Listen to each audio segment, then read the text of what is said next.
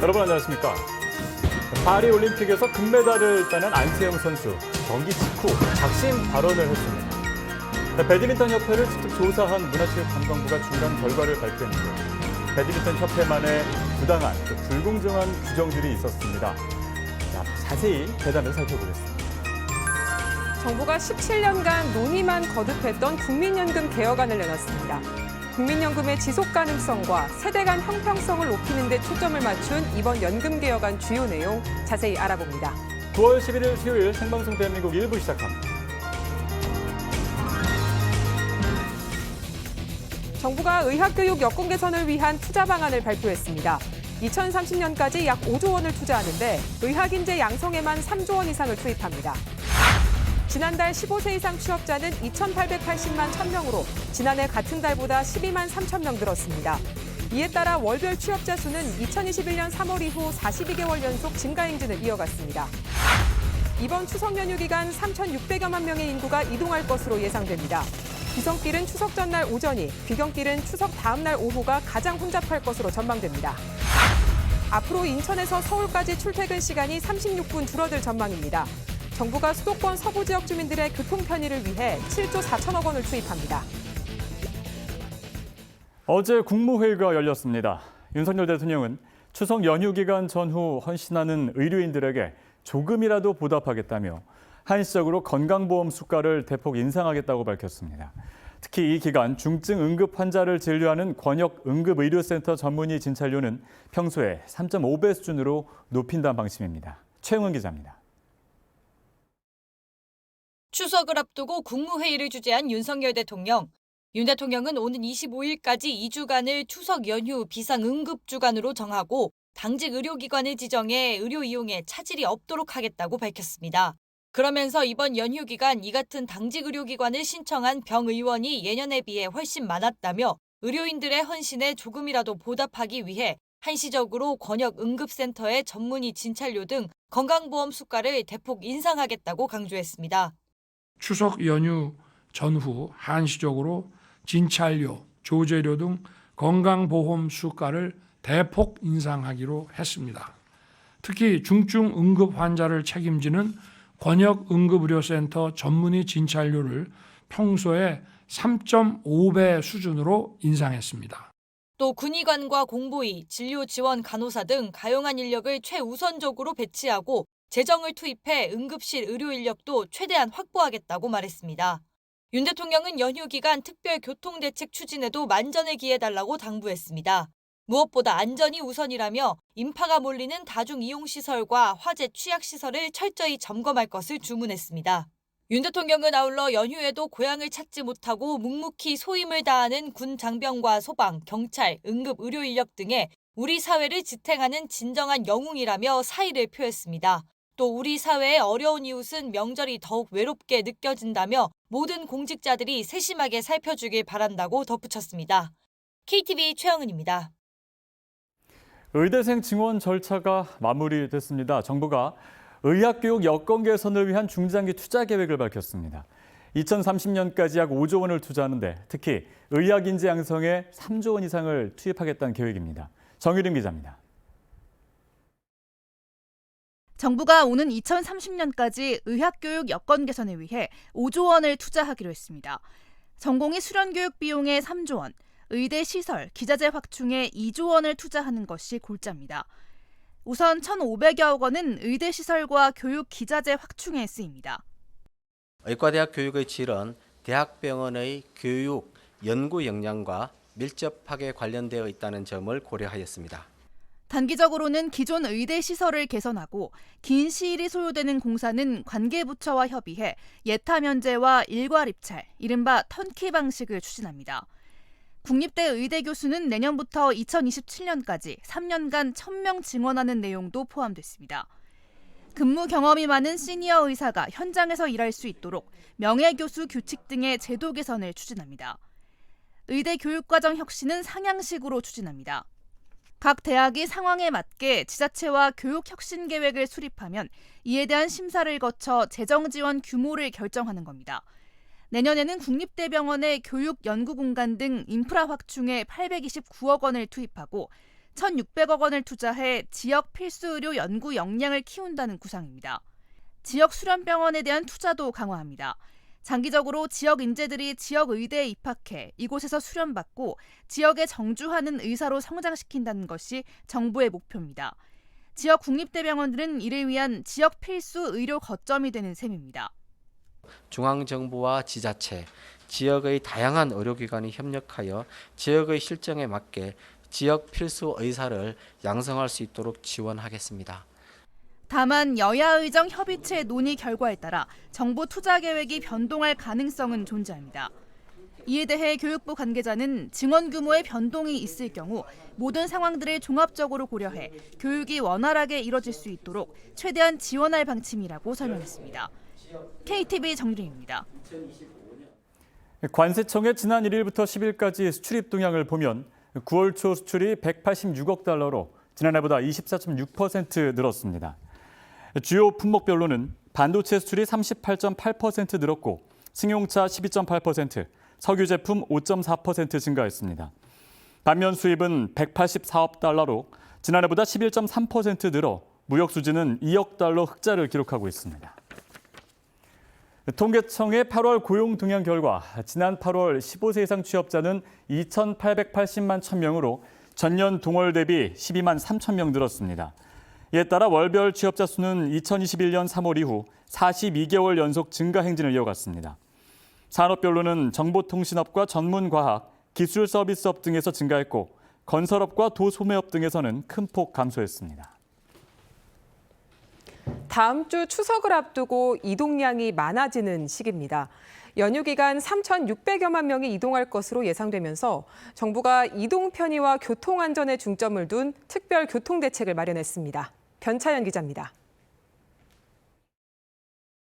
오는 13일부터 18일까지 엿새간 약 3,695만 명이 지역을 이동할 전망입니다.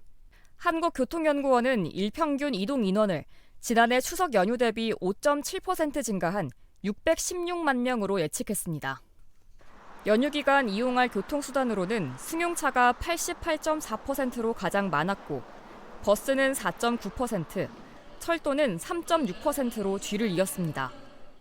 귀성길은 추석 전날인 16일 오전 10시, 11시, 귀경길은 추석 다음 날인 18일 오후 2, 3시가 가장 붐빌 전망입니다. 정부는 이동 편의와 교통 안전을 위해 관계부처 합동으로 특별 교통 대책을 시행합니다. 무엇보다 안전이 최우선입니다. 경찰과 국토부 등 관계부처는 국민들께서 편리하고 안전하게 고향을 찾으실 수 있도록 특별교통대책 추진에 최선을 다해주기 바랍니다. 먼저 선로와 차량, 항공기 등 교통시설과 수단의 안전 상태를 사전에 점검합니다. 또 전기차 화재 불안을 해소하기 위해 휴게소에 설치된 전기차 충전시설과 주요 전기차 제작, 수입사에 대한 특별 안전 점검을 실시합니다. 원활한 도로 교통을 위해 경부선 등 고속도로 갓길차로 76개 구간을 개방하고 경부선 양재에서 신탄진까지의 버스 전용 차로를 평소보다 4시간 연장 운영합니다. 경부선 판교 분기점부터 신갈 분기점 사이 등 고속도로와 일반국도 217개 구간은 혼잡 예상 구간으로 집중 관리합니다. 정체가 생기면 전광 표지판 등을 통해 차량 우회 정보를 실시간으로 제공합니다. 이와 함께 이동객들의 편의를 높이는 대책도 추진합니다. 추석 전후로 전국 고속도로의 통행료를 면제합니다. 또 KTX, SRT로 역귀성할 경우 운임이 최대 40%까지 할인돼 부담이 크게 줄어듭니다. KTV 변차연입니다. 앞으로 인천에서 서울까지 출퇴근 시간이 36분 줄어들 전망입니다. 정부가 수도권 서부 지역 주민들의 교통 편의를 높이기 위해 7조 4천억 원을 투입합니다. 보도에 김민아 기자입니다. 국토교통부 대도시권 광역교통위원회가 수도권 서부 지역 교통편의 제고 방안을 내놨습니다. 이로써 수도권 4대 권역별 교통 개선 방안이 모두 나왔습니다. 수도권 동부, 서부, 남부, 북부 4대 권역에 교통 개선 대책비 11조 원을 집중 투자해서 지자체 기관 간의 또 갈등으로 장기간 지연되고 있는 사업들은 정부가 직접 중재와 조정에 나서 바로바로 해결하겠습니다. 사업비 총 7조 4천억을 투입해 신도시 중심 광역철도망 구축, 대중교통 증편, 신도시 연결도로 사업 조기화를 추진합니다. 신도시 광역철도망 구축을 통해 출퇴근 통행시간을 최대 46% 단축시킬 계획입니다. 도시철도망 확충이 완료되면 7호선 청라에서 가산 디지털 단지역까지 이동 시간은 78분에서 42분으로 30분 넘게 단축됩니다. 김포 골병라인이라는 오명을 얻은 김포 골드라인 열차도 11편성 증편해 2026년 말까지 배차 간격을 2분 10초까지 줄입니다. 김포 골드라인의 경우도 3편성 증편 투입을 완료하였고 오는 9월 30일까지 2편성을 추가 투입하여 배차 간격을 2분 30초까지 단축시킬 예정입니다. 광역버스 신설과 BRT 노선 확대도 추진합니다.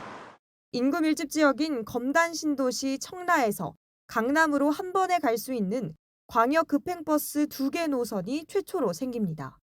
인천 계양에서 김포공항 BRT가 신설되고 청라 부천 화곡역 구간 BRT 활용도를 높이기 위해 내년 하반기 일반 노선 버스도 추가 운행할 예정입니다.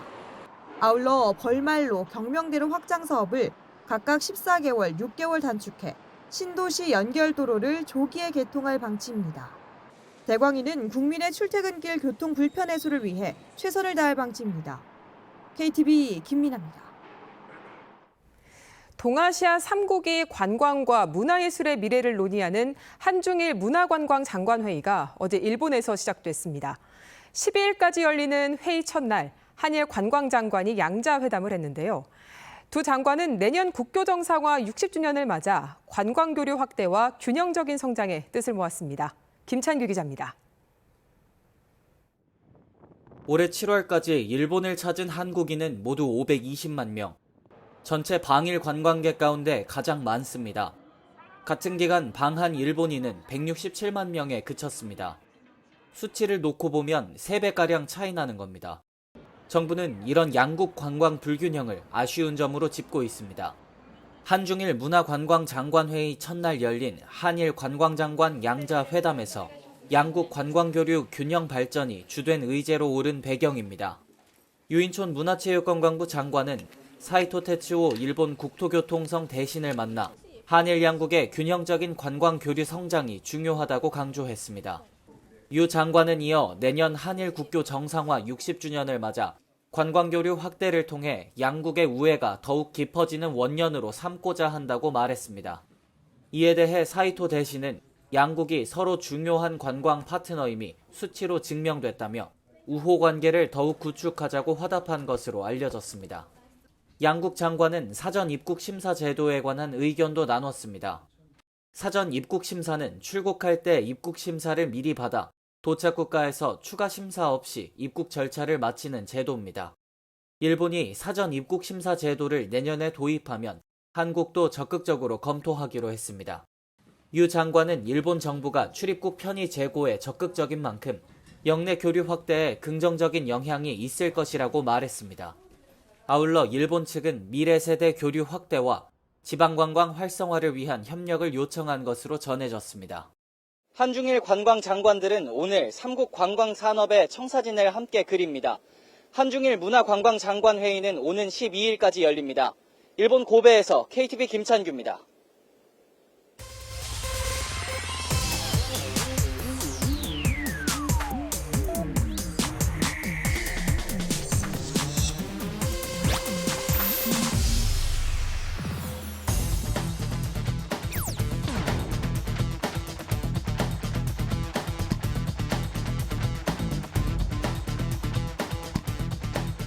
안세영 선수가 이야기했었던 부상 관리, 단식과 복식 맞춤 훈련, 후원용품 사용 범위, 선수 연봉 제한 및 국제대회 출전 제한뿐만이 아니라 국가대표 소집기간 축소, 선수촌 생활 개선, 전략적인 국제대회 출전, 협회와 선수단 간의 소통 활성화, 감독 코치 및 트레이너의 처우 개선 등 다양한 의견이 제시되었습니다.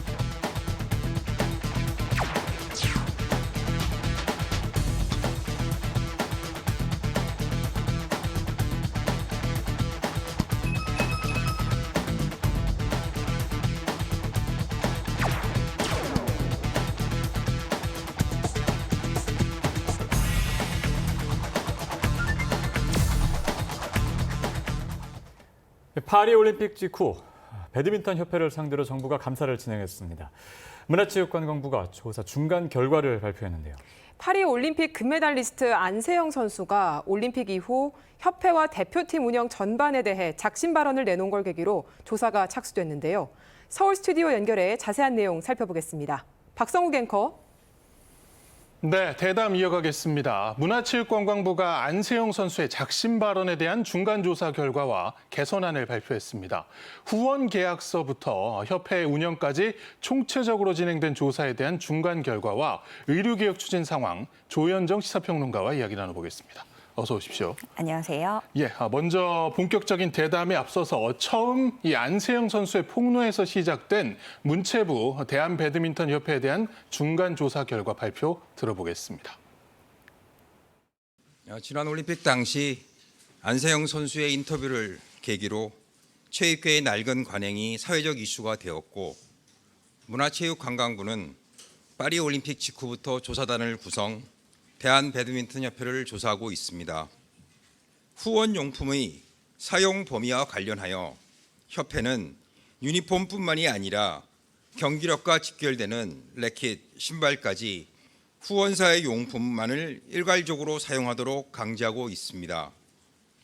또한 후원사 후원금의 국가대표 선수단 배분도 문제입니다. 과거에는 배드민턴협회가 받은 후원사 후원금의 20%, 약 72만 불을 국가대표 선수단에게 배분했었습니다. 하지만 협회는 2021년 6월 이 배분금 조항을 삭제하였습니다. 예, 이 선수의 경기력과 직결된 라켓과 신발까지 후원사 용품을 강요를 했다, 이런 결과 충격적인데요. 이번 조사가 어디에 주안점을 두고 이루어졌는지, 그리고 이 시기에 지금 최종 결과가 아닌데 중간조사 결과를 발표한 이유가 뭔지 좀 짚어주시죠. 일단은 이거는 안세영 선수가 쏘아올린 공이죠. 예. 그 파리올림픽에서 금메달 따자마자 사실 축배 들고 기뻐해야 될 시간에 어린 국가대표 선수가, 그리고 세계적으로 아주 성적이 좋은 메달리스트가 표정이 좋지 않았고 국민들도 굉장히 당혹스러웠던 그런 일입니다. 그래서 어제 문체부가 이 조사 내용을 중간 발표를 했는데 내용들이 참 좀 총체적 난국이에요. 이 대한 배드민턴 협회장이 후원사로부터 억대 경기 용품을 유용했다라는 의혹이 제기가 됐고, 또 연간 전체 후원금의 20%를 국가대표 선수단에 나눠주기로 한 규정도 선수단에 알리지 않고 이거를 삭제를 한 거고요. 네. 배드민턴협회 임원들이 내부 규정을 어기고 후원사 유치에 따른 성공 보수를 따로 챙겼더라라는 것들이 나와 있습니다. 지금 보시면 후원사 라켓 신발도 의무로 사용하게끔 강제했고, 또 외부 후원금은 20% 원래 선수단에 주는 건데 그걸 임의로 삭제했고, 협회장 후원 물품을 유용했다, 이렇게 하나씩 좀 볼 수 있는데 이 내용들을 하나씩 또 상세하게 차례대로 또 설명을 드리도록 하겠습니다. 문체부는 일단 이 협회장의 횡령 배임 가능성을 열어두고 조사에 임할 방침입니다. 네. 사실상 안세영 선수가 폭로한 것들이 어느 정도 사실로 드러난 셈이 됐는데요. 일단 항목별로 좀 보면은 현재 후원용품을 계약하는 방식을 문체부가 지적을 했습니다. 이건 어떤 얘기인가요? 일단 그 협회가 후원사 용품만 쓰도록 했다고 했잖아요. 근데 안세영 선수가 얘기했던 것도 다른 이제 신발을 신고 싶었고, 그걸 또 협회가 이제 걸고 넘어졌던 거였는데, 라켓부터 신발까지 필요한 것들을 다 그렇게 하는 건데, 스폰서가 있으니까 그럼 그 물건 스폰서 거 써주는 게 맞지 않느냐 생각하실 수도 있지만, 선수마다 자기 몸에 더 맞는 게 있고 그 선택을 막는 것에 있어서 원인의 돈이 있다는 거. 그런데 협회가 돈에서 자유롭지 않았고 가용할 수 있는 돈마저 횡령을 하고 있었다. 이러면 굉장히 큰 문제가 되는 거죠. 특히 경기용품을 구입하면서 후원사와 수의 계약하는 과정에서 이 구매액의 30%에 해당하는 이게 1억 5천만 원인데요. 이 상당 용품을 따로 받는 페이백, 이른바 페이백 계약이 구두로 이루어졌다는 겁니다. 이렇게 해서 협회가 셔틀콕하고 라켓 같은 걸 받는데, 이게 이렇게 받아서 전국의 10개 협회, 지역협회로 보내요. 그런데 이상한 게 이게 3분의 1 넘는 5천만 원 넘게 충남 지역에 쏠리는 현상이 네. 발생을 합니다. 서울보다도 훨씬 많이 받았고요. 근데 이 회장이 보면은 그 전까지 충남 배드민턴 협회장을 지냈었다. 이런 부분을 또다시 좀 더 중점적으로 볼 것으로 보여집니다. 예.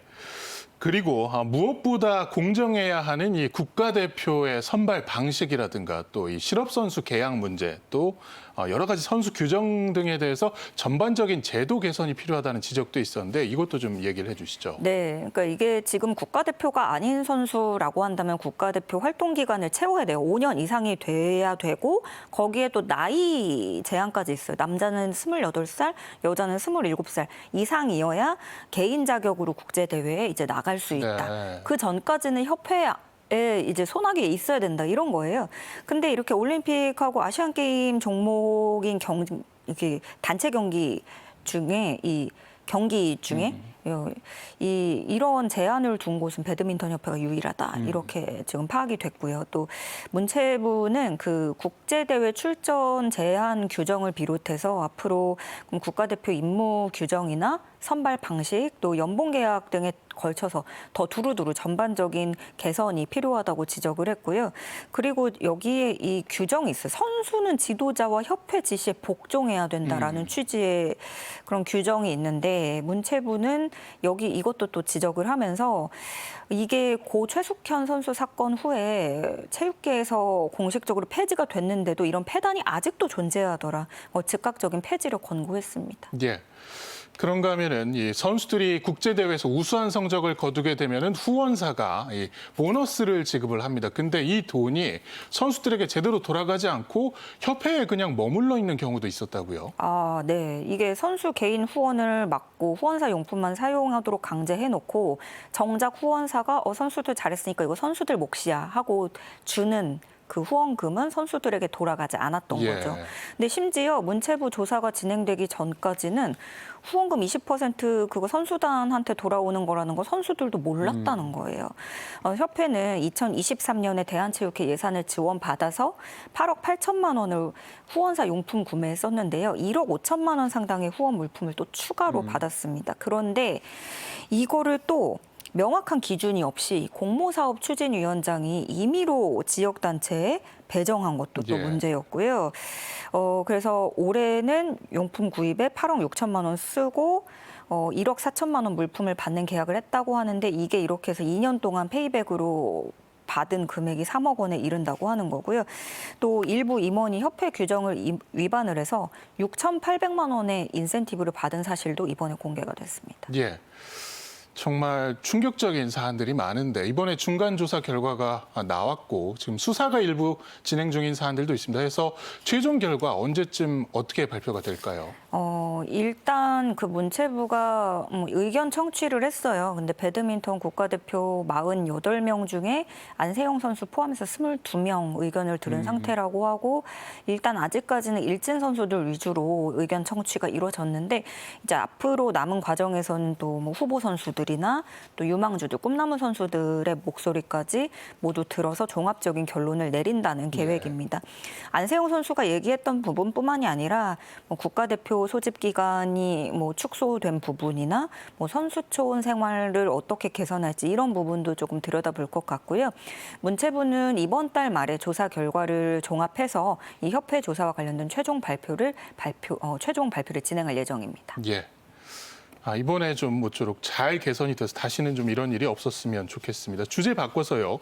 의료개혁 관련 사안도 좀 짚어보겠습니다. 정부가 의대 증원이 이뤄진 만큼 이 의료 교육의 여건을 개선하기 위한 작업에도 속도를 내고 있습니다. 그래서 이 분야에 2030년까지 총 5조 원을 투입해서 교육 여건 개선하겠다 얘기를 했는데 어떤 내용인가요? 네, 뭐 갑자기 의대 인원이 늘어나면 교육 환경이 이것을 따라가지 못한다. 교육이 부실해질 수 있다라는 우려가 꾸준하게 제기돼 왔었죠. 정부는 또 이번 개혁을 추진하면서 처음부터 이 부분을 약속을 하기도 했었죠. 우리 교육의 질이 떨어지지 않도록 더 이제 지원을 할 것이다. 계속 꾸준히 얘기를 해왔는데 이번엔 조금 더 디테일한 계획이 나온 거라고 보시면 되겠고요. 이 여건을 개선하기 위해서 2030년까지 총 5조 원을 투입하겠다는 발표가 있었습니다. 주로 의대 교육 여건 개선 쪽에 이제 맞춰진 그게 교육부거든요. 있거든요. 의대 쪽엔. 근데 그래서 이 교육부 투자 계획이 6년간에 2조 원 정도 들어간다는 거고요. 그리고 전공의 수련 교육 같은 거는 이제 복지부 관할인 거예요. 그래서 여기에 3조 원 정도가 투입이 됩니다.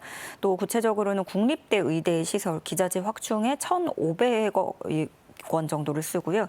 사립대 의대 같은 경우에는 이제 직접적으로 뭐 시설 확충을 해준다기보다는 이제 저금리로 융자를 해주는데 여기에 1,700억 원 정도 해서 인프라 확충을 내년에 지원하기로 했습니다. 예. 그 학생 수가 크게 늘어나면 아무래도 이 가르치는 사람들이 많이 필요할 것 같습니다. 결국은 의대 교수들이 많이 필요해진 상황인데 정부가 의대 교수 증원하고 그리고 은퇴 교수들 활용해서 좀 교육하실 분들 많이 모실 계획이라고요. 네, 이 국립대 의대 교수를 2027년까지 3년간 1,000명 증원을 하고요. 국립대 병원에 집중 지원을 해서 지역 필수 의료의 거점 역할로 키우겠다는 계획입니다. 원활한 교수 충원을 위해서 또 이제 정부가 보유하고 있는 인력 풀에 대해서 좀 접근이 쉽게끔 열람을 할 수 있게 활용을 할 수 있게 하기로 한다는 방침이고요. 무엇보다 이 그간의 경험이 풍부한 은퇴 교수, 시니어 의사를 명예 교수로 임명을 합니다. 그렇게 해서 교육도 할 수 있고 연구 활동도 좀 더 풍부하게 할 수 있도록 명예 교수 규칙을 개선하기로 했습니다. 그리고 의대에서 이제 들어가면 예과, 본과 거쳐서 이제 각 학년별로 단계별로 필요한 실습이나 기자재들이 있잖아요. 네. 그것도 이제 증원 학생들이 학년 올라가는 만큼 연차적으로 좀 2027년 되면 이제 1학년, 2학년, 3학년 이렇게 단계별로 가니까요. 그래서 당장 내년부터 2027년까지는 현미경, 해부 실습용 테이블, 시신 냉동고라든가 가상해부 테이블 등을 지원을 하고요. 증원 후에 이제 입학한 의대생들이 본과에 그 몇 년 뒤에 또 본과에 진학을 하니까 그때가 되는 2027년 하반기부터는 진료용 침대, 인체 모형, 초음파 기기 등을 지원하기로 했습니다. 또 공간도 필요하기 때문에 당장 이 증원된 학생들을 수용하기 위해서 단기적으로는 일단 급하게는 의대 시설물들을 건물을 리모델링 할 수 네. 있겠죠. 그리고 또 만약에 거기서 더 나아가서 신축이 필요하다 하면은 거기에는 이제 예타 조사를 면제하는 식으로 신속하게 좀 추진을 하겠다는 방침입니다. 그리고 또 의대 특성이라고 하면 교육용 시신이 필요하잖아요. 근데 이 카데바를 보유하고 있는 상황이 대학 간 또 편차가 또 심하다고 하는 거예요. 그래서 이 기증자 같은 경우에 사실은 그 전에 이제 뭐 학교를 지정해 놓기도 하고 그러는데 이제 유족이랑 기증자가 동의를 한다면 시신이 부족한 의대에도 제공을 할 수 있도록 이것도 법령 개정을 추진하게 됐습니다. 예, 이론적인 교육이 주로 이제 의과 대학에서 이루어진다면 이분들 본격적인 수련은 사실 대학 병원에서 이루어지는 셈입니다. 그래서 대학 병원에 대한 전폭적인 투자 그리고 비수도권에 대한 좀 개선 방안도 좀 나왔죠. 네, 일단 국립대병원 교육 연구에 필요한 그 인프라 확충을 하는 데 있어서 829억 원을 투입을 하고요. 또 지역의료, 필수의료 연구 역량 강화에는 1,678억 원을 내년에 투자를 합니다. 실제 병원과 비슷한 환경을 만들기 위해서 좀 모의실습 중심으로 가게끔 이제 임상교육훈련센터라는 거를 2028년까지 모든 국립대병원에 설치를 하겠다는 거고요. 또 이제 국립대병원 같은 경우에 관리부처가 교육부지만 이제 복지부로 이관을 하겠다. 그건 물론 뭐 법률 개정이 일단 필요합니다만 그래서 그렇게 해서 복지부 소관의 다양한 좀 병원 관련 예산을 효과적으로 연계해서 투입을 할 수 있도록 하겠다. 이게 정부의 그림인 거고요. 또 지역 의대 출신 전공의들이 지역에서 수련받고 정착을 할 수 있게끔 이것도 꾸준히 나온 얘기인데 이제 비수도권 전공의 배정 비율을 내년에 지금 45%인데 내년까지 50%로 늘리기로 했습니다. 예. 그 추석이 다가오고 있습니다. 정부가 의료 공백 없애기, 특히나 이제 응급 의료의 공백이 없도록 최선을 다하고 있는 상황인데 내일은 이 한덕수 국무총리가 추석 연휴 응급 의료 대국민 담화를 한다고요. 네, 그렇습니다. 그만큼 이제 추석 앞두고 전 국민적인 관심사이고 우려도 큰 상황이에요. 총리실은 이 내용으로 봤을 때 응급의료 종합 상황을 보고하고 또 국민들께 당부 당부 말씀을 드리는 자리가 될 것이다. 이렇게 예고를 하기도 했는데요. 일단 추석 동안 병원 진짜 뭐 아프면은 막막할 수 있어요. 그래서 예년에 비해서 더 많은 병원 의원들이 당직 의료기관으로 신청을 했다고 정부는 설명을 했는데 추석 연휴에 문 여는 당직 병원 의원이 일평균 7,931곳으로 확대가 됐습니다. 14일에 27,000여 곳, 15일에 3,000여 곳, 16일에 3,000여 곳 하고 또 17일 추석 당일에도 1,700여 곳 이렇게 문을 연다고 얘기가 들려오는데 이 추석 연휴 문 여는 병원 약국 정보 일단 막막하실 수 있는데요. 응급의료 포털 홈페이지, 응급의료 포털 홈페이지 그리고 응급의료 정보 제공 앱을 깔으시면 여기서 또 확인을 하실 수 있고 이것도 복잡하다 잘 모르겠다 하시는 분들은 119 전화하셔도 돼요. 거기서 또 친절하게 문의를 상담을 해주십니다. 119 또는 129 여기로 전화를 하시거나 네이버 카카오 지도에서도 확인이 가능하십니다. 예. 정부가 추석에 어려운 상황 속에서 문을 열고 진료를 하는 병원들을 위해서 이 추석 연휴에 특별히 수가를 많이 인상을 한다고요? 네. 그동안 공휴일 수가 가산율 30%를 적용해 왔었는데 이 병의원 진찰료, 또 약국 조제료 가산율을 올해 추석 연휴에 더 올립니다. 그렇게 해서 50% 수준으로 끌어올리게 되고요. 또 추석 연휴 전후로 2주간 지금 이 비상진료 체제에서 이루어지는 그 진찰료, 응급실 전문의 진찰료 같은 경우에 150% 가산에다가 추가로 100%를 더하는데 결과적으로는 3.5배 진찰료를 더 올린다고 보시면은 계산하기 쉬우실 것 같고요. 또 외래 환자 진찰료 지급 대상도 확대가 되는데요. 응급의료센터, 지역 응급의료기관뿐만이 아니라 일반 112 일반 그 응급의료 시설까지도 확대를 하게 됩니다. 군의관들 같은 경우에 지금 15명 배치가 됐었다가 업무가 이제 상황에 적응할 수 없다, 어려운 상황이다 이렇게 얘기가 돼서 업무 변경을 또 이제 꽤 하고 있고 200여 명을 추가로 배치하겠다는 소식까지 들려왔습니다. 예. 사실 이 전공의들이 떠난 현장에서 정말 고군분투하는 의사분들 계십니다. 응급실에서도 여러분이 근무를 하고 계신데 이런 분들에 대한 명단을 악의적으로 공개한 블랙리스트가 또 올라와서 문제가 되고 있습니다. 이거 정말 해서는 안 될 행동인 것 같은데요. 어떻습니까? 지금 쏟아지는 뉴스를 보셔도 그렇고 국민들 속은 정말 애가 타는데 정말 좀 깜짝 놀랄 만한 일이에요. 그 의사들이 만든 것으로 추정되는 한 사이트, 이게 아카이브 형식으로 좀 목록을 쌓아두는 그런 홈페이지인데 이름은 감사한 의사 명단이고 여기에 응급실 부역이라는 제목으로 각 병원별 근무 명단이 게시가 됐습니다. 그러니까 여기가 기존에도 그 전에 의사들에 대해서도 운영자가 이렇게 제보를 받아가지고 매주 업데이트를 했어요. 의사 명단을 그랬는데 이번에 응급실 명단이 또 새롭게 올라온 것이고 내용을 보면은 누구누구 선생님 감사합니다. 불법 파업 중단하고 환자 곁을 지키시기로 결심한 것 감사합니다. 이렇게 실명이 들어있고요. 그래서 응급실 의사가 부족한데도 복지부가 말하기로 정상 가동이라고 하는데 이걸 가능하게끔 큰 도움 주신 1급 520만 원 근로자분들의 진료 정보입니다. 응급 상황에 처한 국민들에게 큰 도움 되리라 생각합니다. 굉장히 이거는 비꼬는 어조가 다 들어가 있는 거고 이런 내용. 그리고 군의관 공보위들 이름도 마찬가지로 들어가 있고요. 정부는 일부 군의관들은 대인기피증까지 겪고 있다 이렇게까지 얘기를 했는데 일단 그 유포자 2명을 특정을 했다는 소식까지 들려왔어요. 그래서 또 구속 수사를 추진하기로 했고요. 경찰은 이것은 분명한 범죄 행위다 이렇게 규정을 하고 신속하고 엄정한 대응을 하겠다고 밝혔습니다. 네, 오늘 말씀 여기까지 듣겠습니다. 지금까지 조현정 시사평론가와 이야기 나눴습니다. 고맙습니다. 고맙습니다. 오늘은 9월 들어 가장 더운 날씨를 기록할 가능성도 있다고 합니다. 자세한 날씨 알아보겠습니다. 신세미 기상캐스터. 네, 9월 중순에 접어들었지만 다시 여름이 찾아온 것 같습니다. 지난 밤 사이에도 곳곳에 열대야가 이어졌고요. 서울에는 폭염 경보까지 내려졌습니다. 오늘 중부지방을 중심으로 이 늦더위가 절정을 보이겠고요. 낮 동안 전국 대부분 지역에 소나기가 지나겠습니다. 더위의 기세가 꺾이질 않습니다. 밤사이 서쪽 지역과 남부지방에 열대야가 나타났는데요. 서울의 아침 기온 25.7도, 포항은 26.6도를 보이며 열대야 기준인 25도를 웃돌았습니다. 어제 대전은 36도까지 치솟으며 9월 최고 기온을 경신했습니다. 서울에는 사상 처음으로 9월에 폭염경보가 내려졌는데요. 서울 역시 9월 최고 기온을 갈아치울 가능성이 높습니다. 대기 불안정으로 인해서 전국 대부분 지역에 소나기 소식이 들어있습니다.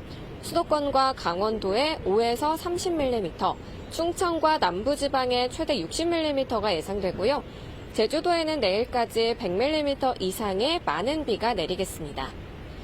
한낮에 서울과 대전 35도, 춘천 33도로 서쪽 지역은 어제보다 더 덥겠고요. 강릉 30도, 대구와 부산은 32도로 영동과 남부지방은 어제보다 다소 낮겠습니다. 내일 전국에 비가 내리면서 폭염의 기세가 한풀 꺾이겠는데요. 하지만 추석 연휴에도 예년 기온을 웃도는 늦더위가 계속되겠습니다. 오늘 소나기가 내릴 때 남부지방을 중심으로 시간당 30에서 50mm 안팎의 강한 비가 쏟아질 수 있겠습니다. 갑작스러운 비에 피해가 없도록 유의하시기 바랍니다. 지금까지 날씨 전해드렸습니다.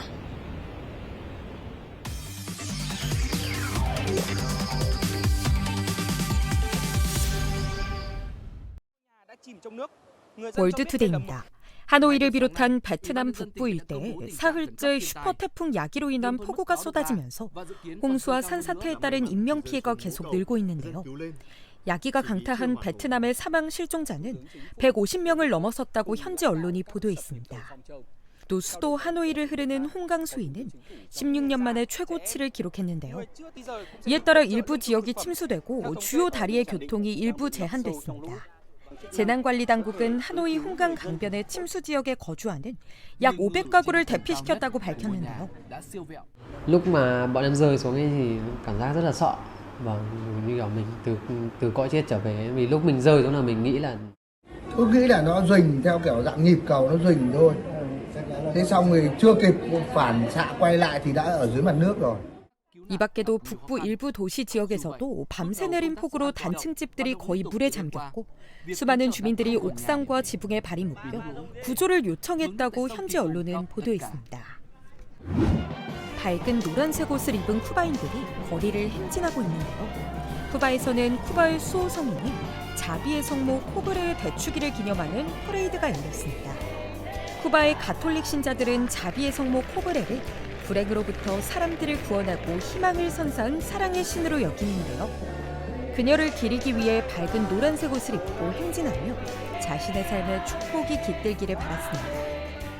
Te pedimos salud, tranquilidad, estabilidad y paz.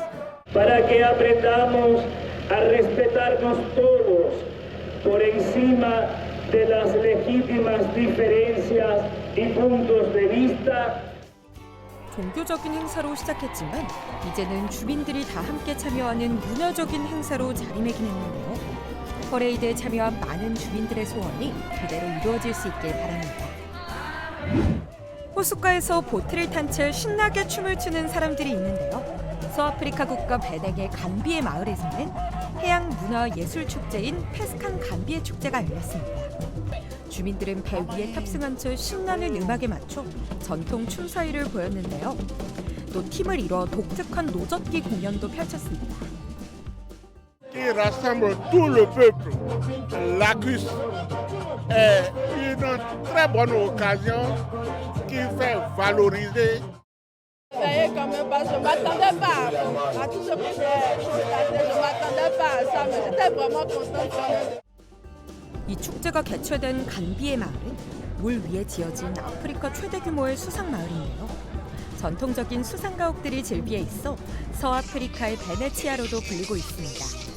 모든 주민들이 이 아름다운 장소에서 화합과 단결의 시간을 보냈길 바랍니다. 사람들이 욕조로 보이는 공간을 들어가 있는데요. 독일 베를린에서는 계속되는 더운 날씨 속 콜드 라운지가 큰 인기를 끌고 있습니다.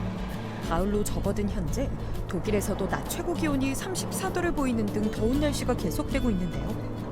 콜드 라운지에서는 질소를 사용해 영하 150도까지 냉각할 수 있는 욕조에 들어가 땀을 식힐 수 있습니다. Ja, es ist sehr erfrischend. Also es ist schon kalt, ne? Also das muss man sagen. Aber ich finde es nicht unangenehm, weil also so 3 Minuten. 콜드 라운지 관계자는 이 방법이 더위를 식힐 뿐만 아니라 관절염, 피부염 등으로 인한 통증도 완화시킨다고 말했는데요. 또 면역 체계를 높이는 데도 큰 도움이 된다고 밝혔습니다. Also wir haben viele Menschen, die kommen wirklich aus medizinischen Gründen her, gerade bei Krankheiten wie Arthrose, Rheuma, Neurodermitis oder auch bei jeglichen Schmerzerkrankungen sind diese Kälteimpulse wirklich sehr, sehr wirksam gegen den Schmerz. 콜드 라운지 이용 시간은 단 3분인데요. 올해 예약이 전부 다 찼을 만큼 인기 만점이라고 하네요. 지금까지 월드투데이 전해드렸습니다.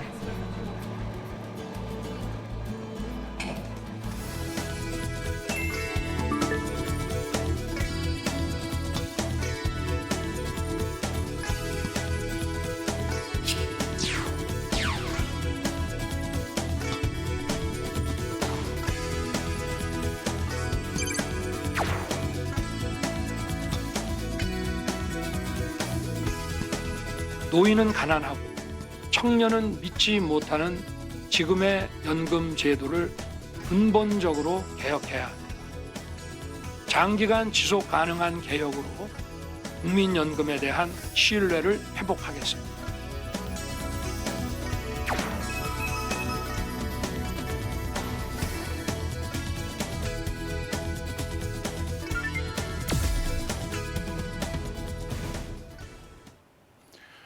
지난달 29일 윤석열 대통령이 국정브리핑을 통해서 국민연금 개혁 정부안을 발표했습니다. 국민연금 개혁이 공식화한 셈인데요. 윤 대통령이 연금 개혁안의 밑그림을 공개한 이후에 보건복지부가 재정 안정과 지속 가능성에 방점을 둔 국민연금 개혁 정부안을 발표했습니다. 자세한 내용 보건복지부 이슬한 사회복지정책실장과 이야기 나눠보겠습니다. 어서 오십시오. 네, 안녕하세요. 예. 우선 이번 국민연금 개혁안 정부안이 발표된 이유 그리고 어떤 방향으로 하실지 좀 말씀 부탁드립니다.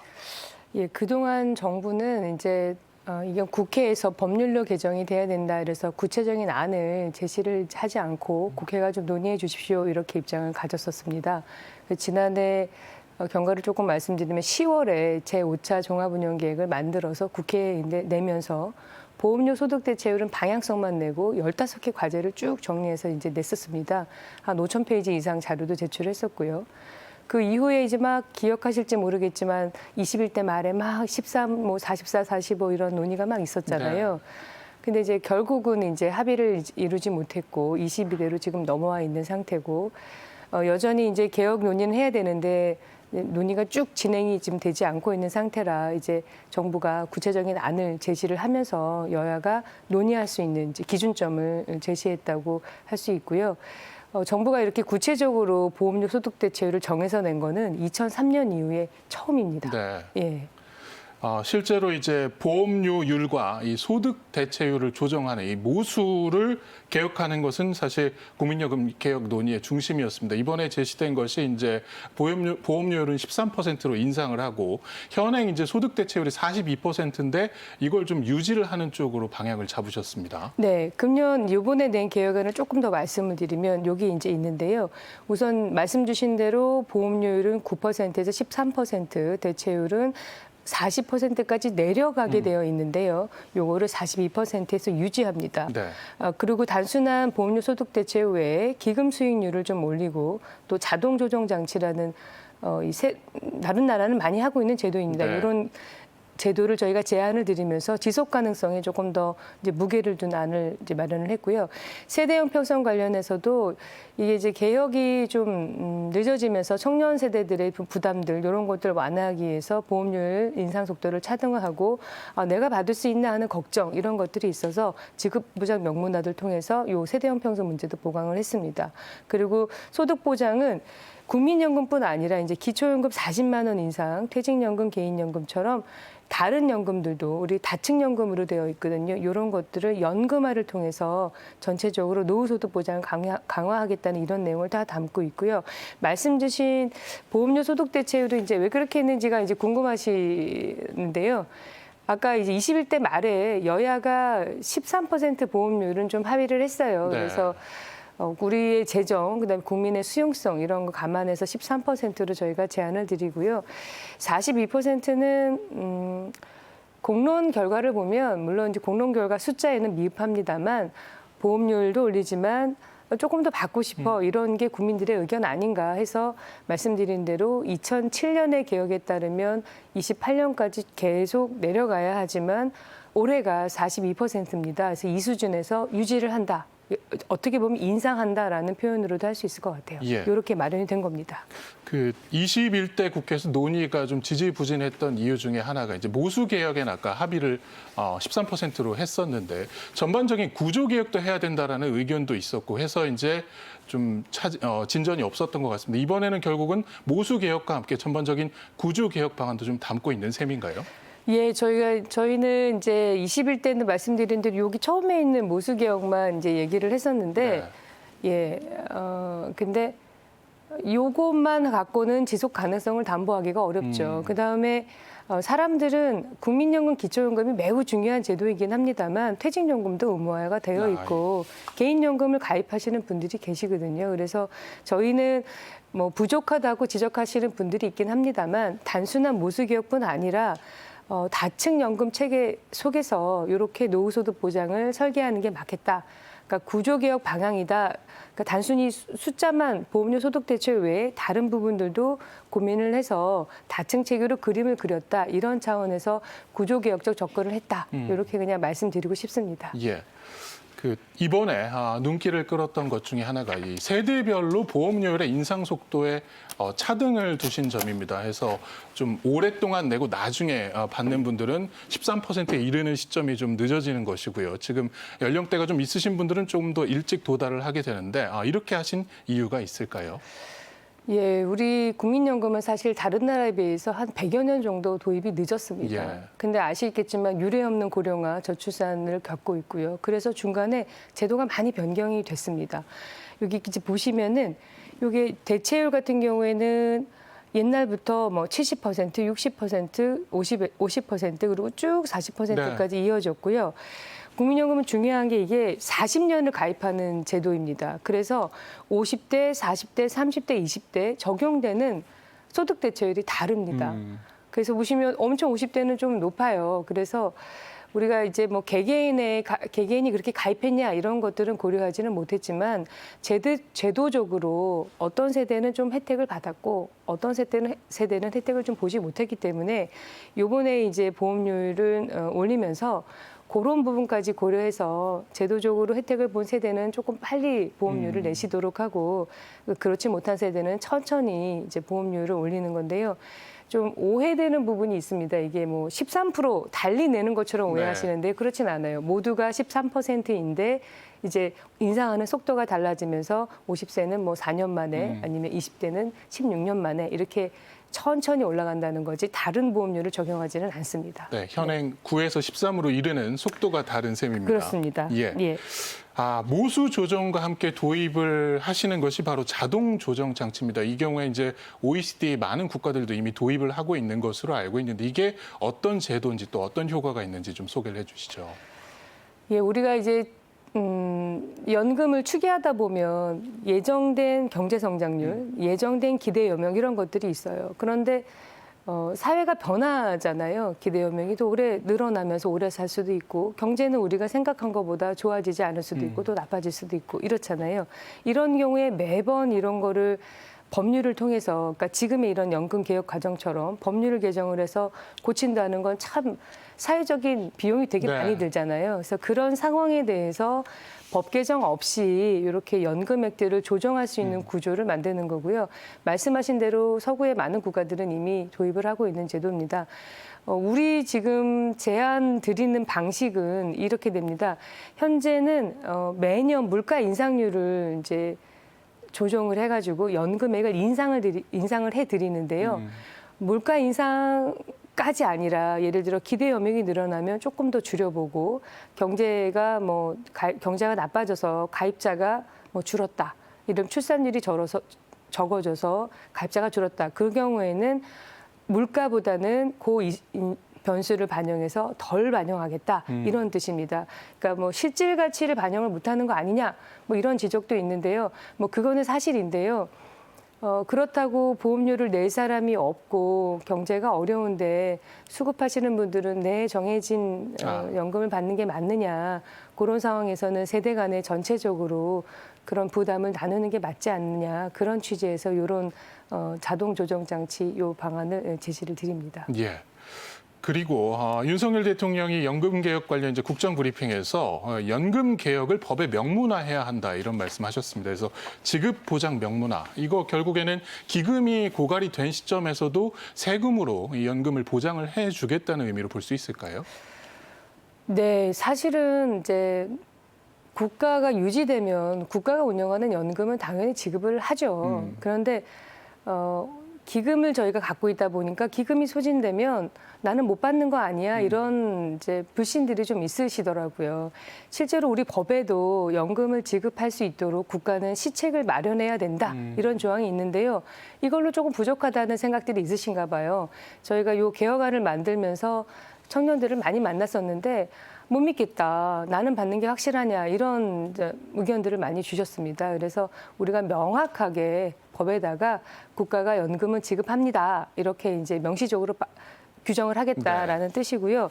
그 경우에는 이제 이것만 하는 건 아니라 이번에 연금 개혁을 하면서 필요하다면 이 조항도 같이 넣겠다. 그리고 대통령께서도 말씀을 하셨고 뭐 저희 복지부 장관께서도 말씀을 이제 하신 내용입니다. 예. 궁극적으로는 결국은 이번 정부안이 연금의 지속 가능성을 높이기 위한 것이 아닌가. 그리고 조금씩 이 소득 대체율까지 신경을 쓰시면서 여러 가지 좀 신경을 쓰신 것 같습니다. 궁극적인 기대 효과 어떤 것들이 있을까요? 우선은 이제 저희가 보험료도 올리고 대체율은 뭐 조금 유지하는 걸로 했고 그다음에 이제 기금 수익률을 조금 올려서 계산을 했어요. 그동안에 저희가 기금운용본부가 출범한 이후에 누적 수익률은 한 6.1% 정도 됩니다. 그래서 5.5%는 우려는 있습니다만 달성 가능하지 않겠느냐 이런 생각에서 재정 추계를 조금 바꿨고요. 이렇게 되면 2072년에 이제 기금은 소진이 되는 걸로 나옵니다. 근데 아까 말씀드린 자동 조정 장치를 좀 도입을 하면 추가적으로 또 기금 소진 시기를 연장을 할 수 있고요. 이게 이제 지속 가능성에 관한 부분입니다. 그리고 이제 소득 보장 관련해서는 이번엔 정말 여러 가지를 많이 다뤘습니다. 저소득 노인을 위해서도 뭐 기초연금을 인상하고 그다음에 기초 생계비 문제도 오랫동안 누적되어 온 과제였는데 이것도 한번 올려보도록 노력을 하려고 그러고 그다음에 퇴직연금은 이제 가입하고 계시는 걸 가급적 의무화하도록 하고요. 개인연금은 조금 약간 오해가 있으신데요. 네. 고소득자의 가입을 막 해서 우리가 고소득자를 배려한다는 게 아니라 한 200만 명 이상 분들이 개인연금에 가입을 하고 계세요. 이런 분들이 중간에 이제 중도 인출을 하지 않고 연금으로 타게 되면 이제 세제 혜택을 좀 더 드리는 걸로 이렇게 정리를 한 거라 여기 4층이 잘 기초생계까지 하면 5개의 층이 되겠죠. 이렇게 잘 마련이 되면 노후소득 보장도 다층 체계 내에서 조금 더 지금보다는 좀 더 안정적으로 좀 뭐라 그러냐 두텁게 좀 보호하시지 않겠나. 이게 저희가 생각하는 이번 연금 개혁안의 기대 효과입니다. 예. 결국은 이 다층 노후소득 보장 체계를 마련을 하신 셈인데 사실은 초기에 소득 대체율이 70%였던 것이 지금 40%까지 떨어진 셈이니까 네. 나머지 뭐 기초연금이랄지 퇴직연금 등의 좀 나머지 연금들이 좀 도울 영역이 충분히 있는 것 같습니다. 그렇습니다. 자, 그리고 출산과 군 복무로 인해서 연금 가입 기간에 공백이 생기지 않도록 이 크레딧을 운영을 하고 있는데 이것도 조금 더 강화를 하신다고 들었습니다. 이건 어떤 내용인가요? 예. 현재도 출산하시면은 둘째부터 18개월을 이제 보험료를 낸 것으로 가입 기간을 이제 인정을 해드리는데요. 저출산이 워낙 이제 심하다 보니까 둘째 아이를 낳지 않는 경우도 있으시고 첫째 아이를 낳았을 때는 아무 혜택이 없다 이런 말씀이 있으셔서요.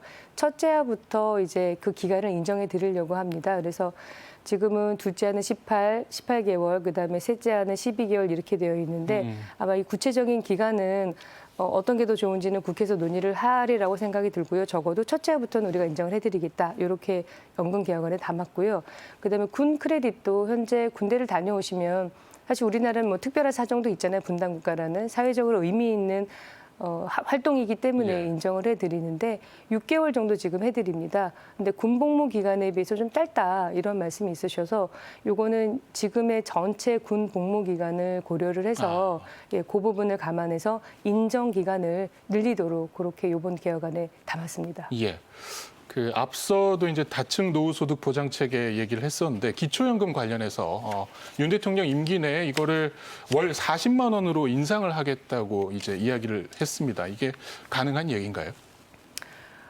예, 네, 공약에도 있고요, 국정과제에도 있습니다. 네. 이제 이렇게 원래 지난해 저희가 제출했을 때도 제5차 종합운영계획에도 이 내용이 들어 있었고요.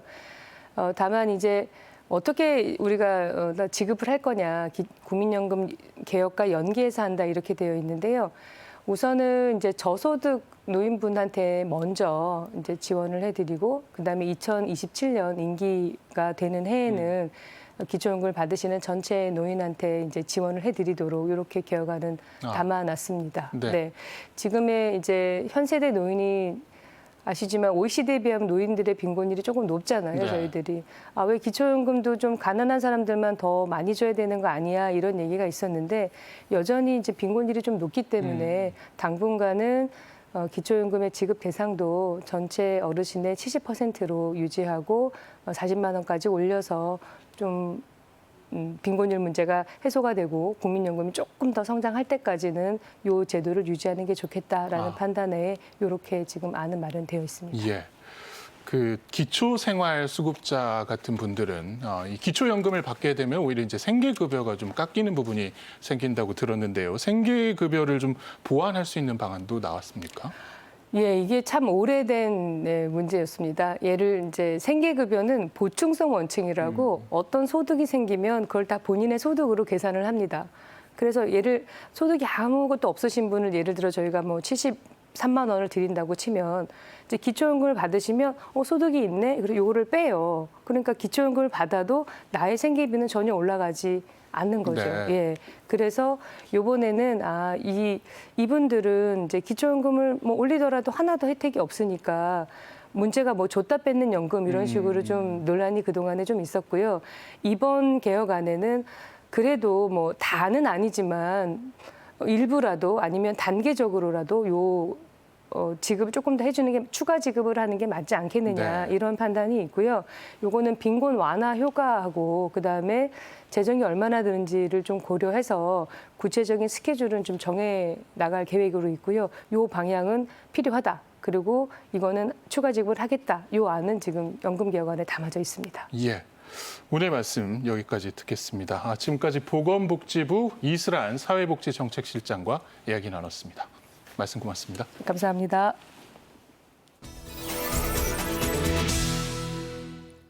오늘 아침 사람들은 어떤 기사를 많이 봤을까요? 정체결혼 수렴 시스템의 데이터 분석을 바탕으로 세상의 모든 소식들을 모아서 핫한 이슈들만 소개해드립니다. 첫 번째 기사입니다. 구독자 140만이 넘는 유명 뷰티 유튜버 씨님의 이야기입니다. 씨님이 유튜브 채널에 혈당 안 올리고 벌크업하는 방법을 공개했다고 하는데요. 씨님은 최근 혈당 다이어트를 시작했다고 합니다. 100일 동안 혈당 지수를 측정해보고 혈당이 낮아 보이지만 높은 음식을 소개했다고 하는데요. 소개된 음식으로는 곤약 젤리, 누룽지, 라이스 페이퍼가 있었다고 합니다. 세 가지 음식 정말 모두 의외죠. 특히 누룽지는 밥을 눌러서 만들기 때문에 부피가 작아서 많이 먹게 된다고 합니다. 곤약 젤리는 생각보다 곤약이 적게 들어있을 수 있고 라이스 페이퍼는 무게 대비 열량이 높은 편이라고 하네요. 저도 다이어트 할 때 곤약 젤리 많이 먹는데요. 조심해야겠습니다. 두 번째 기사입니다. 매일 운동하는 건강한 분들 많으시죠? 비만한 사람도 꾸준히 운동하면 체지방을 더 건강하게 저장할 수 있게 바뀐다는 연구 결과가 나왔다고 합니다. 미시간대 연구팀은 2년간 일주일에 4회 이상 운동한 비만인과 규칙적으로 운동을 한 적은 없지만 비만이 아닌 사람들을 비교 분석했다고 하는데요. 그 결과 운동한 사람들의 지방 조직에 유익한 단백질이 더 많았고 염증을 유발하는 세포는 적었다고 합니다. 이는 지방 저장 능력을 증가시킨다고 하는데요. 연구팀은 이 결과는 체중이 증가할 때 지방이 장기 주변에 축적되는 대신 피부 아래에 건강하게 저장된다는 의미라면서 운동을 다시 한번 강조했다고 합니다. 요즘 너무 더워서 운동 좀 쉬었는데 다시 시작해야겠습니다. 세 번째 기사입니다. 자, 도로로 뛰어든 개 살린 운전자 후회한다. 이게 무슨 말일까요? 유튜브 한문철 TV에는 강아지를 피하다가 벤츠를 박았습니다라는 영상이 올라왔다고 합니다. 제보자 A씨는 이 블랙박스 영상을 공유했다는데요. 당시 A씨는 천천히 운전 중이었는데 목줄 풀린 개 한 마리가 갑자기 도로로 뛰어들었고 A씨가 핸들을 틀면서 벤츠 승용차와 쾅 충돌했다고 합니다. 견주는 100% 보상하겠다고 했지만 견주의 보험 담당자가 안전운전 의무 위반이기 때문에 A씨에게도 과실이 있다라고 주장하고 있다고 합니다. 한문철 변호사는 A씨는 잘못이 없다면서 견주가 100% 다 물어줘야 한다고 답했다는데 여러분이라면 어떻게 하셨을까요? 저라도 본능적으로 피했을 텐데 A씨 좀 억울한 부분이 있을 것 같습니다. 자, 다음으로 마지막 소식입니다. 배드민턴 협회 관련 얘기입니다. 배드민턴 국가대표 안세영 선수가 협회에 대해 폭로한 것을 계기로 조사가 지금 진행 중이죠. 조사 중간 브리핑이 있었다고 합니다. 문화체육관광부는 비국가대표 선수의 국제대회 출전 제한 규정 폐지를 추진하겠다라고 밝혔고요. 김태규 배드민턴 협회장 등 임원진에 대해선 횡령, 배임 가능성을 제기했다고 합니다. 각종 대회를 여는 과정에서 후원사로부터 추가 물품을 받아서 임의로 물품을 배분한 것이 밝혀졌고 보조금법 위반도 발견됐다고 합니다. 지금 조사가 진행 중인데 아무튼 우리 선수들에게 도움이 되는 방향이면 좋겠습니다. 네, 지금까지 오늘의 핫 이슈였습니다.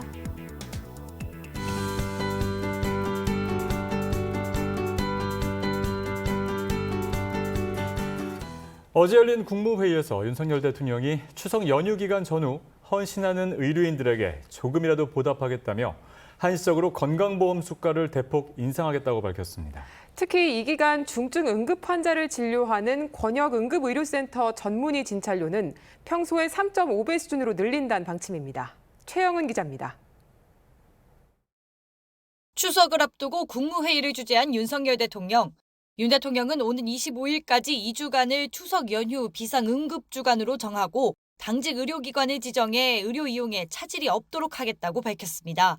그러면서 이번 연휴 기간 이 같은 당직 의료기관을 신청한 병의원이 예년에 비해 훨씬 많았다며 의료인들의 헌신에 조금이라도 보답하기 위해 한시적으로 권역응급센터의 전문의 진찰료 등 건강보험 수가를 대폭 인상하겠다고 강조했습니다.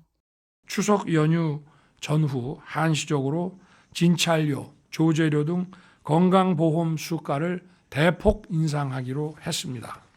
특히 중증 응급 환자를 책임지는 권역응급의료센터 전문의 진찰료를 평소에 3.5배 수준으로 인상했습니다.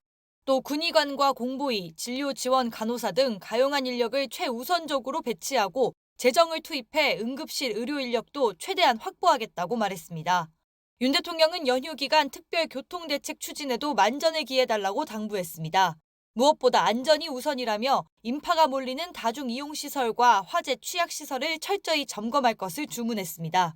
윤 대통령은 아울러 연휴에도 고향을 찾지 못하고 묵묵히 소임을 다하는 군 장병과 소방, 경찰, 응급의료인력 등의 우리 사회를 지탱하는 진정한 영웅이라며 사의를 표했습니다. 또 우리 사회의 어려운 이웃은 명절이 더욱 외롭게 느껴진다며 모든 공직자들이 세심하게 살펴주길 바란다고 덧붙였습니다. KTV 최영은입니다. 의학 교육 여건 개선을 위한 중장기 투자 계획이 나왔습니다. 2030년까지 약 5조 원을 투자하는데 특히 의학인재 양성에만 3조 원 이상을 투입할 계획입니다. 정유림 기자입니다. 정부가 오는 2030년까지 의학교육 여건 개선을 위해 5조 원을 투자하기로 했습니다.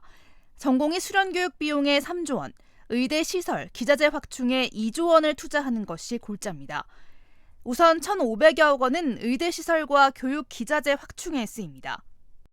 의과대학 교육의 질은 대학병원의 교육, 연구 역량과 밀접하게 관련되어 있다는 점을 고려하였습니다.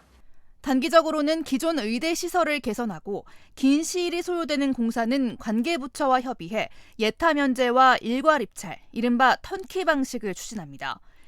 국립대 의대 교수는 내년부터 2027년까지 3년간 1,000명 증원하는 내용도 포함됐습니다. 근무 경험이 많은 시니어 의사가 현장에서 일할 수 있도록 명예교수 규칙 등의 제도 개선을 추진합니다. 의대 교육과정 혁신은 상향식으로 추진합니다. 각 대학이 상황에 맞게 지자체와 교육 혁신 계획을 수립하면 이에 대한 심사를 거쳐 재정 지원 규모를 결정하는 겁니다. 내년에는 국립대병원의 교육 연구 공간 등 인프라 확충에 829억 원을 투입하고 1,600억 원을 투자해 지역 필수 의료 연구 역량을 키운다는 구상입니다. 지역 수련병원에 대한 투자도 강화합니다. 장기적으로 지역 인재들이 지역 의대에 입학해 이곳에서 수련받고 지역에 정주하는 의사로 성장시킨다는 것이 정부의 목표입니다. 지역 국립대병원들은 이를 위한 지역 필수 의료 거점이 되는 셈입니다. 중앙정부와 지자체, 지역의 다양한 의료기관이 협력하여 지역의 실정에 맞게 지역 필수 의사를 양성할 수 있도록 지원하겠습니다. 다만 여야의정 협의체 논의 결과에 따라 정부 투자 계획이 변동할 가능성은 존재합니다. 이에 대해 교육부 관계자는 증원 규모의 변동이 있을 경우 모든 상황들을 종합적으로 고려해 교육이 원활하게 이뤄질 수 있도록 최대한 지원할 방침이라고 설명했습니다. KTV 정유리입니다. 관세청의 지난 1일부터 10일까지 수출입 동향을 보면 9월 초 수출이 186억 달러로 지난해보다 24.6% 늘었습니다. 주요 품목별로는 반도체 수출이 38.8% 늘었고 승용차 12.8%, 석유 제품 5.4% 증가했습니다. 반면 수입은 184억 달러로 지난해보다 11.3% 늘어 무역 수지는 2억 달러 흑자를 기록했습니다. 통계청이 발표한 8월 고용 동향 결과 지난 8월 15세 이상 취업자는 2,880만 1,000명으로 전년 동월 대비 12만 3천 명 늘었습니다. 이에 따라 월별 취업자 수는 2021년 3월 이후 42개월 연속 증가 행진을 이어갔습니다. 산업별로는 정보통신업과 전문과학, 기술서비스업 등에서 증가했고 건설업과 도소매업 등에서는 큰 폭으로 감소했습니다. 추석이 얼마 남지 않았습니다. 다음 주 추석을 앞두고 차량 이동량이 많아지는 시기인데요. 연휴 기간 3,600여만 명이 이동할 것으로 예상되면서 정부가 이동 편의와 교통 안전에 중점을 둔 특별 교통 대책을 마련했습니다. 변차연 기자입니다. 오는 13일부터 18일까지 엿새간 약 3,695만 명이 지역을 이동할 전망입니다. 한국교통연구원은 일평균 이동 인원을 지난해 추석 연휴 대비 5.7% 증가한 616만 명으로 예측했습니다. 연휴 기간 이용할 교통수단으로는 승용차가 88.4%로 가장 많았고 버스는 4.9%, 철도는 3.6%로 뒤를 이었습니다. 귀성길은 추석 전날인 16일 오전 10시, 11시, 귀경길은 추석 다음 날인 18일 오후 2, 3시가 가장 붐빌 전망입니다. 정부는 이동 편의와 교통 안전을 위해 관계부처 합동으로 특별 교통 대책을 시행합니다. 무엇보다 안전이 최우선입니다.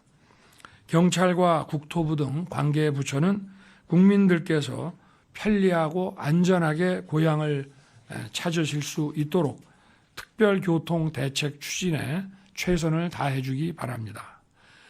먼저 선로와 차량, 항공기 등 교통시설과 수단의 안전 상태를 사전에 점검합니다.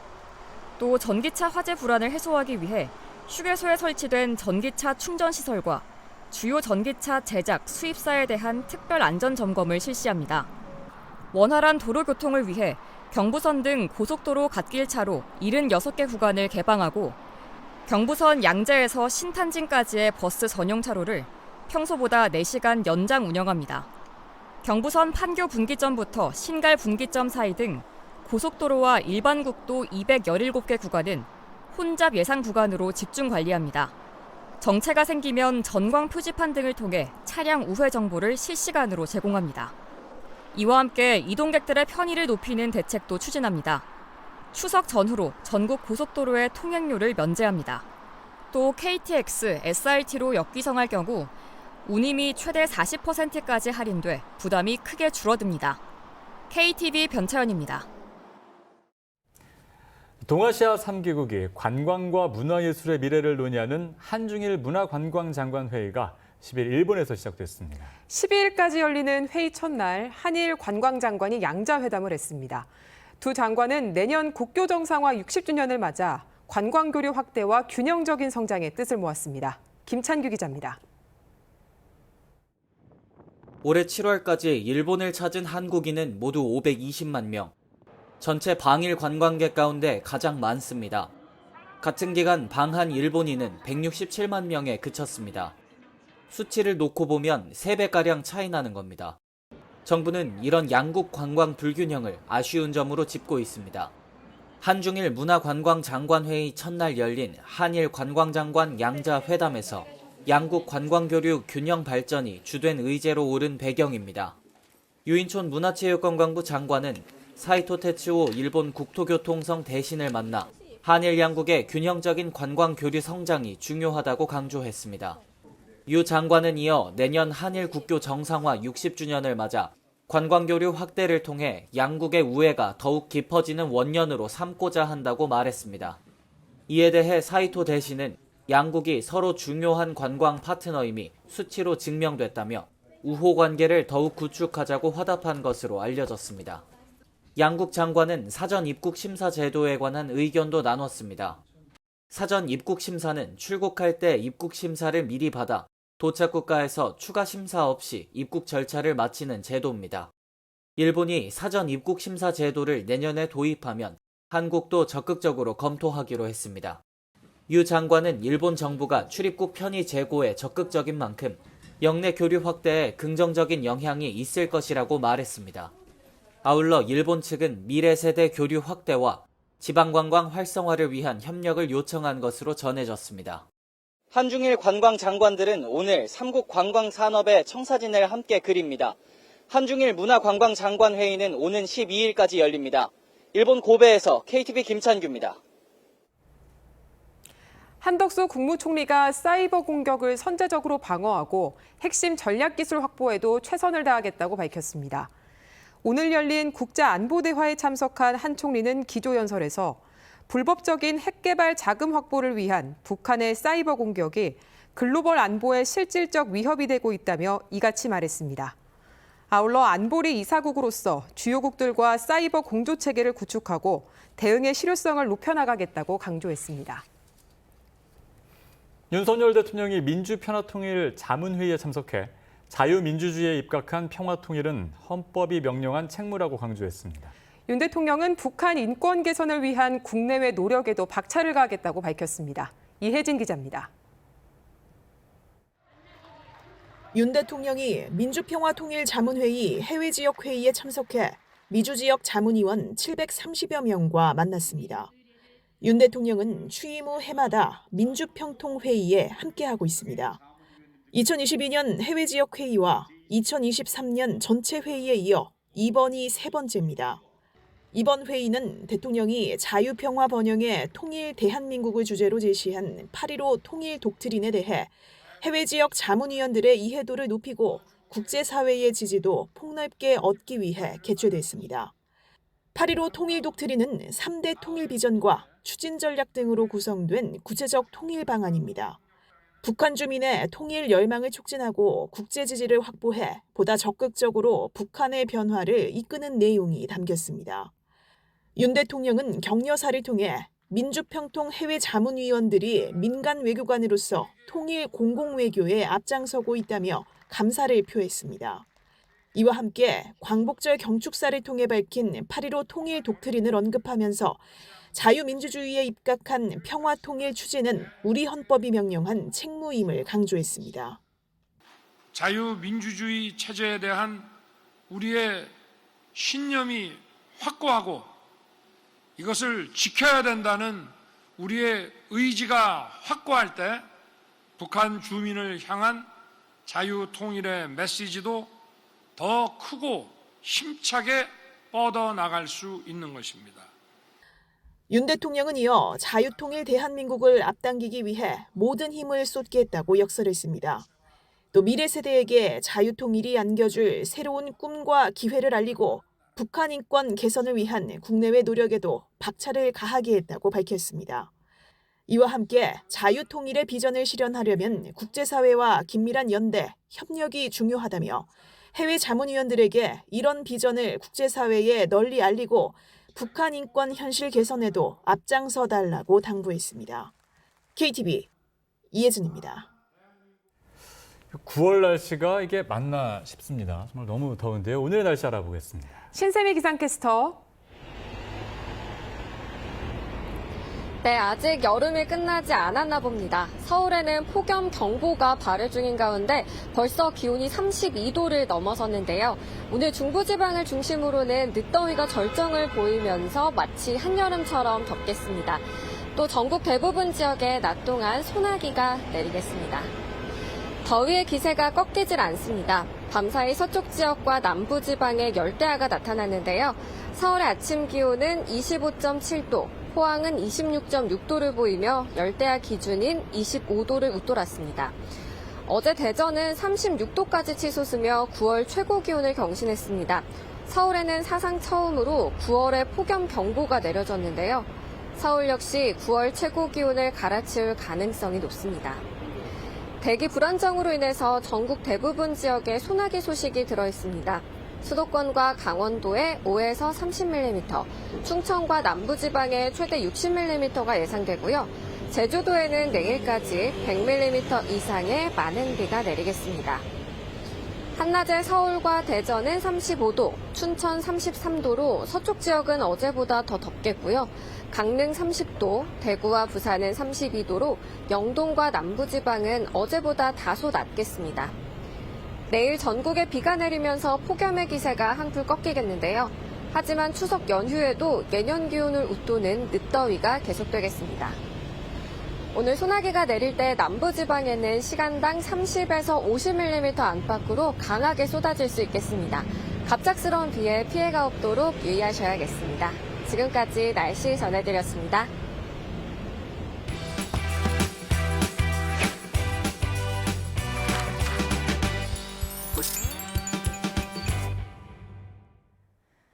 언론 속 정책에 대한 오해부터 생활 속 궁금한 정책까지 짚어보는 정책 바로 보기 시간입니다. 오늘은 폴리텍 대학 예산 둘러싼 오해와 진실 짚어보고요. 이어서 외국인 성명 새 표기법 관련해 팩트 체크해봅니다. 마지막으로는 명절 택배 관련한 소비자 피해가 늘고 있습니다. 대응법 살펴보겠습니다. 첫 소식입니다. 취업 문제 여전히 풀기 어렵습니다. 청년뿐 아니라 중장년층도 마찬가지인데요. 정부는 공공직업훈련기관인 폴리텍 대학을 통해 인재 양성을 뒷받침하고 있습니다. 정부는 폴리텍 재정 지원을 강화하겠다고 밝힌 바 있는데요.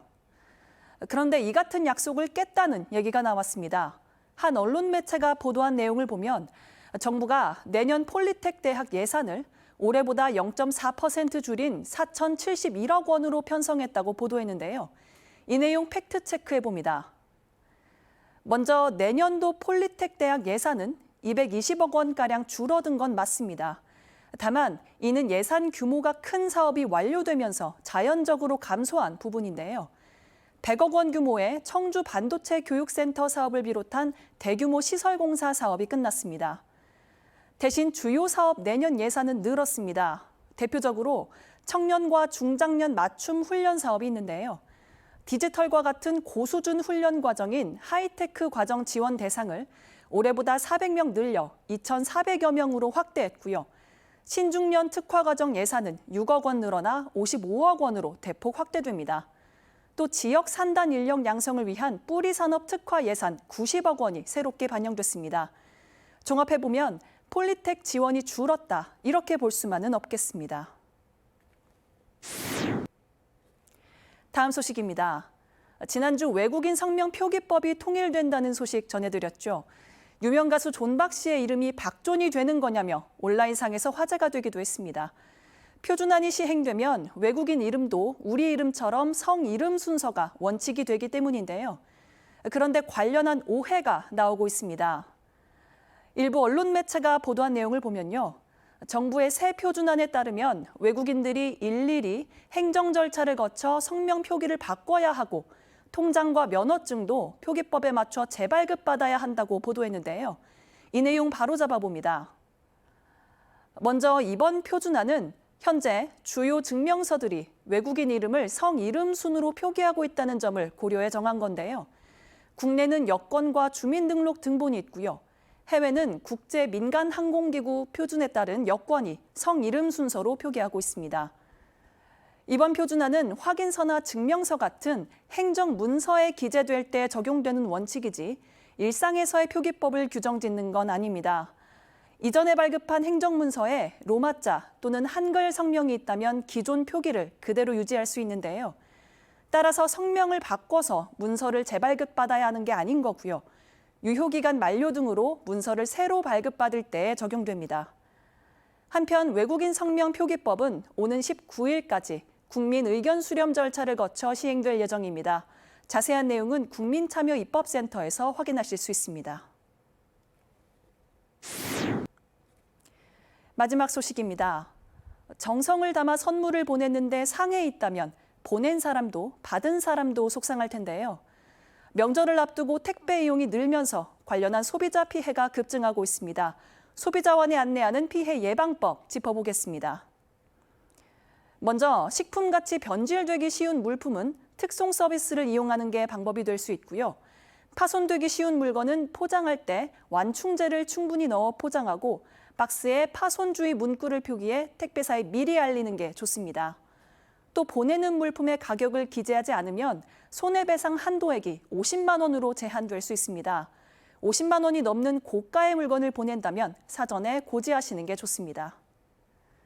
또 여행 수요가 늘면서 항공권 관련 피해도 늘고 있는데요. 티켓을 구매할 때 판매처의 취소 변경 조건을 꼼꼼히 살피셔야 합니다. 판매처나 할인율, 출발지에 따라 취소 위약금이 높게 책정될 수 있습니다. 자세한 내용은 소비자원 누리집에서 확인하실 수 있고요. 만약 명절 택배와 항공권과 관련한 피해를 입었다면 소비자24 누리집 또는 1372 상담 전화를 통해 도움을 구하실 수 있습니다. 지금까지 정확하고 올바른 정책 정보 전해드렸습니다. 네, 추석을 앞두고 물가 안정을 위한 여러 가지 대책이 나오고 있습니다. 하지만 여전히 이제 높은 과일값에 시민들이 물가 안정을 체감하기 어렵다는 보도가 있는데요. 이에 대해서 알아보겠습니다. 농림축산식품부 원예 경영과 신지영 과장 연결돼 있습니다. 안녕하세요. 예, 안녕하십니까? 네, 과장님.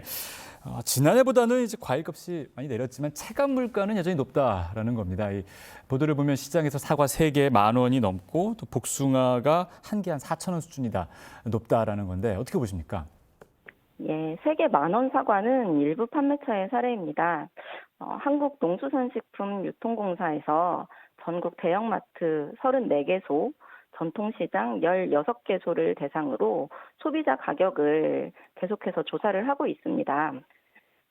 저희가 판단한 숫자로 9월 10일 사과의 평균 소비자 가격은 개당 상품 기준으로 했을 때 2,464원 수준이고 복숭아의 경우는 2,525원 수준입니다.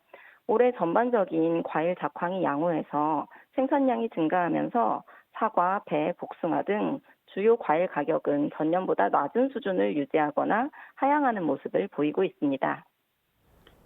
네, 말씀하신 대로 일부 판매처의 가격이라는 건데 제사상에 이제 사과랑 배가 많이 올라가는데 이 사과와 배 가격이 여전히 좀 세다라는 겁니다. 이 부분 어떻게 보십니까? 예, 해당 보도에서 인용한 사과, 배 전년 대비 가격 상승률은 8월 기준의 통계청 소비자 물가조사 결과입니다.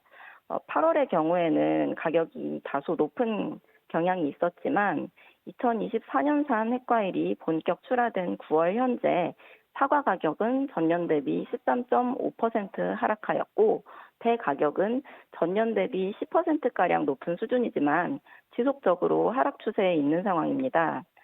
지난해 생산량 감소 영향으로 가격이 높았던 사과, 배는 7월부터 2024년산 핵과일이 출하되면서 완전히 하향세로 전환되었고 8월, 9월이 되면서 하락폭이 점차 확대되고 있습니다. 9월에는 성수품 출하가 본격화되기 시작하였고요. 9월 5일부터는 정부가 성수품 가격 안정 대책을 추진하면서 소비자 체감 가격은 더욱 인하되어 사과의 경우 7월 3,166원 수준에서 9월 10일 기준 2,550원 정도, 그리고 배는 7월 7,956원에서 9월 10일 기준 3,000원대까지 안정된 상황입니다. 네, 가격이 계속 공개가 되니까요. 굉장히 빨리 바뀌더라고요. 이런 부분 확인하시면 될 것 같습니다. 자, 그리고 마지막으로 이제 추석 성수품 수급 안정 대책이 나와 있는데요. 여러 가지 대책들이 있습니다. 소비자들 체감 가격을 낮추기 위한 대책들 한번 정리해 주시죠. 예, 정부는 9월 5일부터 추석 성수기 장바구니 물가 안정을 위해 14개 성수품 공급을 역대 최대 수준으로 확대하고 할인 지원 등을 통해서 소비자 부담을 덜어주는 추석 성수품 수급 안정 대책을 추진하고 있습니다. 사과와 배 등 과일은 평시 대비 3배 이상 확대된 총 3만 톤을 공급할 계획이고요. 과일류 외에도 쌀과 한우 등을 포함한 민생 선물 세트를 구성해서 저렴한 가격에 공급하고 있습니다. 아울러 9월 6일부터 소비자의 장바구니 물가 부담 완화를 위해서 농축산물 할인 지원 사업을 추진하고 있습니다. 이번 할인 지원은 전통시장과 대형마트 등 총 12,100개소에서 추진이 되고 있고, 사과, 배의 경우 구매처별로 최대 40%까지 할인을 받을 수 있습니다. 전통시장 할인 지원의 경우에는 모바일 기기 사용에 취약한 고령층도 골고루 혜택을 받으실 수 있도록 현장 환급 행사를 중점으로 실시하고 있습니다. 네, 지금까지 추석을 앞두고 살펴본 과일 물가 상황에 대해서 농림축산식품부 신지영 과장과 함께 짚어봤습니다. 오늘 고맙습니다. 예, 감사합니다.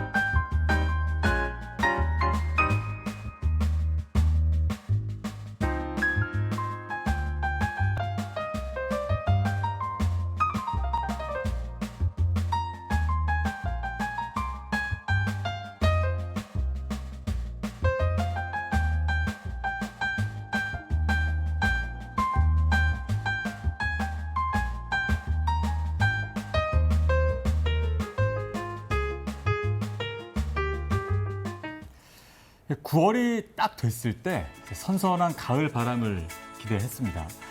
잦아들 줄 알았던 폭염이 요즘 더 기세를 떨치고 있는데요. 서울에서는 사상 처음 9월에 폭염 경보가 내려졌습니다. 정부가 9월 초까지는 폭염에 대처한 상황 점검을 이어간다는 방침입니다. 무더운 시간대에는 야외 활동 자제하시고 수분도 충분히 섭취해 주시는 게 좋겠습니다.